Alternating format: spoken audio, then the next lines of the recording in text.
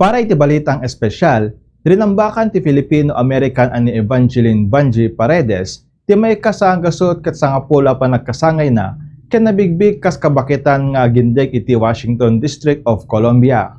Kinablaawan iso na ti Philippine Embassy kas pamigbig iti napaot abiyag ken serbisyo na.